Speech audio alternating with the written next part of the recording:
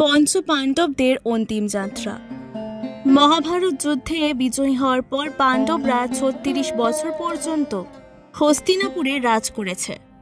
তারপরে বিভিন্ন রকমের ভয়ঙ্কর অশুভ ঘটনা ঘটতে শুরু করল। ভগবান কৃষ্ণ গান্ধারী থেকে যে অভিশাপ পেয়েছিলেন এবং তার পুত্র ঋষিদের থেকে যে অভিশাপ পেয়েছিল, তার কারণে যদুবংশ একে অপরের সাথে লড়াই করে ধ্বংস হয়ে গেছিল। তারপর বলরাম সমাধি ধারণ করে নিজের প্রাণ ত্যাগ করে। তারপর এক শিকারীর দ্বারা চালানো তীরে শ্রীকৃষ্ণ প্রাণ ত্যাগ করেন। এই কথা যখন পাণ্ডবরা শোনেন, তখন তারা দ্রৌপদীকে বলে পরলোক যাওয়ার নির্ণয় নেয়, আর তারপরে তাদের শরীর পরলোক যাওয়ার জন্য প্রস্থান করে। কিন্তু বন্ধুরা, আপনারা কি জানেন এই যাত্রা যুধিষ্ঠিরকে বিভিন্ন ধরনের পরীক্ষার মধ্যে দিয়ে পার হতে হয়েছে। স্বর্গযাত্রার সময় বেরোনোর আগে যুধিষ্ঠির ইউৎসকে ডেকে তাকে সমস্ত রাজ্যের দেখভাল করার ক্ষমতা দান করে দেন এবং অভিমন্যুর পুত্র পরীক্ষিতের রাজ্যাভিষেক করে দেন। এরপরে দ্রৌপদী এবং পাণ্ডবরা সাধুদের বস্ত্র ধারণ করে আর স্বর্গযাত্রার জন্য বেরিয়ে পড়ে। কিন্তু হস্তিনাপুর থেকে বেরোনোর পরে রাস্তায় একটি কুকুরও তাদের পেছনে পেছনে চলতে থাকে। এই দৃশ্য দেখে অর্জুন, ভীম, নকুল ও সহদেব খুবই আশ্চর্য হলেন। তখন যুধিষ্ঠির তাদেরকে বললেন, এটি আমার প্রভুভক্ত কুকুর। তারপর ৫ জন পাণ্ডব সহ দ্রৌপদী অনেক তীর্থ, নদী আর সমুদ্রে যাত্রা করতে করতে আগে এগোতে থাকে।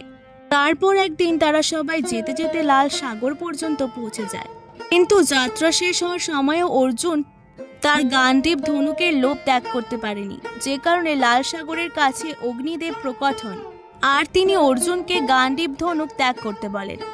তখন অর্জুনকে না চাইতেও ওই তীর আর ধনুক জিনিস দুটি ত্যাগ করতে হয়েছিল। তারপর পাণ্ডবরা পৃথিবীর পরিক্রমণ পূর্ণ করার ইচ্ছায় উত্তর দিক থেকে যাত্রা শুরু করেন। এইভাবে যাত্রা করতে করতে পাণ্ডবরা হিমালয় পর্যন্ত পৌঁছে যান, যেখানে তাদের কেদারনাথে শিবের দর্শন হয় আর তারা বন্ধু বান্ধবদের ও ভাতৃহত্যা করার পাপ থেকে মুক্তি পান।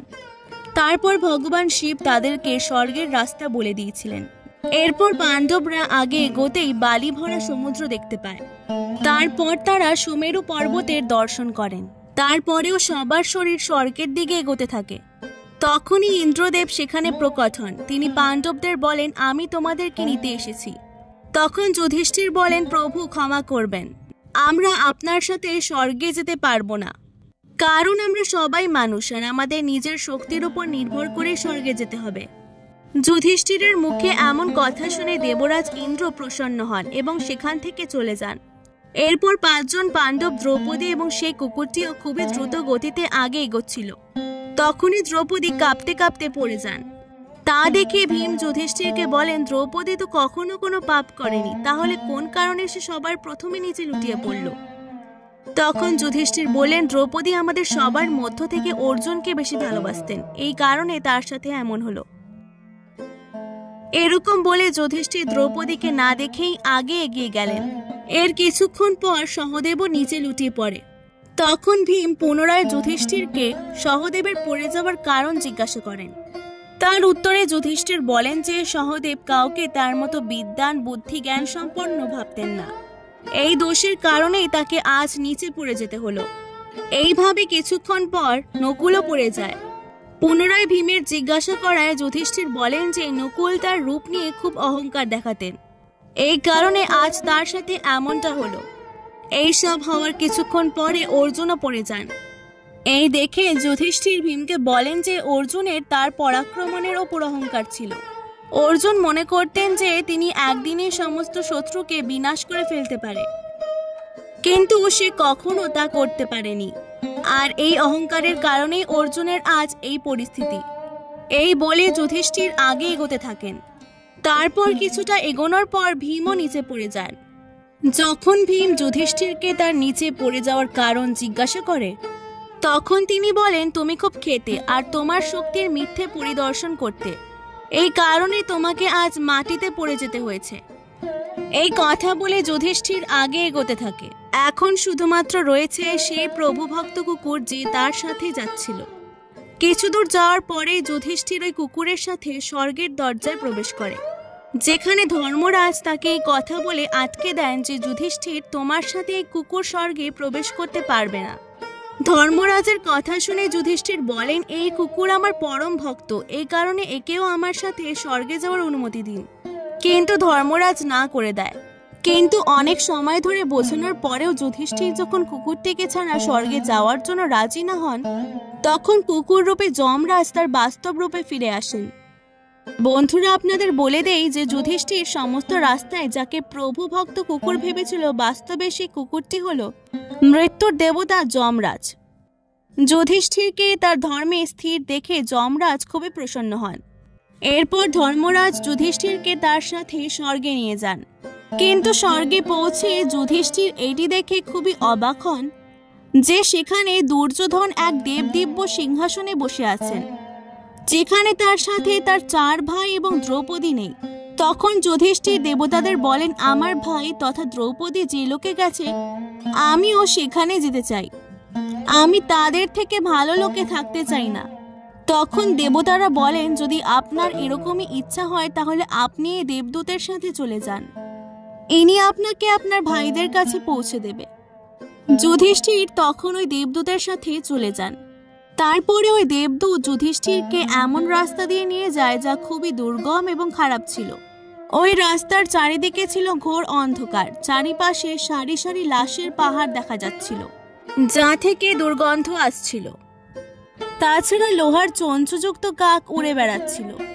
সেটি ছিল অশিপত্র নামক নরক। সেখানের দুর্গন্ধে বিরক্ত হয়ে যুধিষ্ঠির দেবদূতকে জিজ্ঞাসা করেন, আমাদের এই পথে কত দূর যেতে হবে, আর আমার ভাইরা কোথায় আছে? যুধিষ্ঠিরের কথা শুনে দেবদূত বলেন, দেবতারা বলেছিলেন যখন আপনি ক্লান্ত হয়ে যাবেন তখন আপনাকে ফিরিয়ে নিয়ে যেতে। যদি আপনি ক্লান্ত হয়ে যান তাহলে চলুন, আমরা পুনরায় ফিরে যাই। যুধিষ্ঠির এরকম করারই নির্ণয় নেন। কিন্তু যখন যুধিষ্ঠির পুনরায় ফিরতে থাকে তখন তিনি দুঃখী মানুষদের আওয়াজ শুনতে পান। তারা যুধিষ্ঠিরকে বারবার সেখানে আরো কিছুক্ষণ থাকার জন্য অনুরোধ করছিলেন। ওই করুণ আওয়াজ শুনে যুধিষ্ঠির যখন তাদের কাছে তাদের পরিচয় জিজ্ঞাসা করেন, তখন তারা কর্ণ, ভীম, অর্জুন, নকুল, সহদেব এবং দ্রৌপদীর রূপে তাদের পরিচয় দেয়। তখন যুধিষ্ঠির ওই দেবদূতদের বলেন যে তুমি পুনরায় দেবতাদের কাছে ফিরে যাও। আমার এখানে থাকার কারণে যদি আমার ভাইয়েরা সুখী হয় তাহলে আমি এই দুর্গম স্থানেই থাকব। এরপর দেবদূতকে এই কথা দেবরাজ ইন্দ্রকে বলে। তারপর কিছু সময় পরে সমস্ত দেবতা যুধিষ্ঠিরের কাছে যান। দেবতাদের আশাতে সেখানে সুগন্ধিত হাওয়া চলতে থাকে, চারিদিক আলোকিত হয়ে যায়। এই সব দেখে যুধিষ্ঠির দেবতাদেরকে জিজ্ঞাসা করেন, হে দেবগণ, আমাকে প্রথমে এটা বলুন যে এসব কি? তখন দেবরাজ ইন্দ্র যুধিষ্ঠিরকে বলেন যে তুমি অশ্বত্থামার মৃত্যুর কথা বলে ছল করে দ্রোণাচার্যকে বধ করিয়েছিলে। এই পরিণামের কারণে তোমাকেও ছলস্বরূপ কিছু সময়ের জন্য নরকের দর্শন পেতে হয়েছে। এখন তুমি আমাদের সাথে স্বর্গে চলো, সেখানে তোমার ভাই ও অন্যান্য বীরেরা অনেক আগেই পৌঁছে গেছেন। তারপর দেবরাজ ইন্দ্রের কথা শুনে যুধিষ্ঠির গঙ্গায় স্নান করেন। স্নান করার সঙ্গে সঙ্গেই তিনি মানব শরীর ত্যাগ করে দেব শরীর ধারণ করে নেন। এরপর অনেক মহর্ষি তার আহ্বান করতে করতে তাকে সেই স্থানে নিয়ে যান যেখানে তার 4 ভাই আনন্দপূর্বক বিরাজমান ছিলেন। তারপর যুধিষ্ঠির সেখানে ভগবান শ্রীকৃষ্ণের দর্শন করেন। তারপর তিনি দেখেন যে সেখানে অর্জুন তার সেবা করছে। যুধিষ্ঠিরকে আসতে দেখে ভগবান শ্রীকৃষ্ণ এবং অর্জুন তাকে স্বাগত জানান। এরপরে যুধিষ্ঠির দেখেন যে ভীম আগের মতো শরীর ধারণ করে বায়ুদেবের কাছে দাঁড়িয়ে আছেন। অন্যদিকে কর্ণকে সূর্যের সমান স্বরূপ ধারণ করতে দেখেন, আর নকুল ও সহদেবকে অশ্বিনী কুমারের সাথে দেখেন। তারপর দেবরাজ ইন্দ্র যুধিষ্ঠিরকে বলেন, এই যে সাক্ষাৎ ভগবতী লক্ষ্মী দেখতে পাচ্ছ, এর অংশ থেকে দ্রৌপদীর জন্ম হয়েছিল। এরপর দেবরাজ ইন্দ্র মহাভারত যুদ্ধে মারা যাওয়া সমস্ত বীরদের ব্যাপারে যুধিষ্ঠিরকে বিস্তারিত করে বলেন। এইভাবে যুধিষ্ঠির তার ভাই এবং তার সম্বন্ধীদের সেখানে দেখে খুবই প্রসন্ন হয়। আজকের ভিডিওটি ভালো লাগলে অবশ্যই পুরাণ গল্প কথাকে সাবস্ক্রাইব করে দেবেন। অনেক অনেক ধন্যবাদ।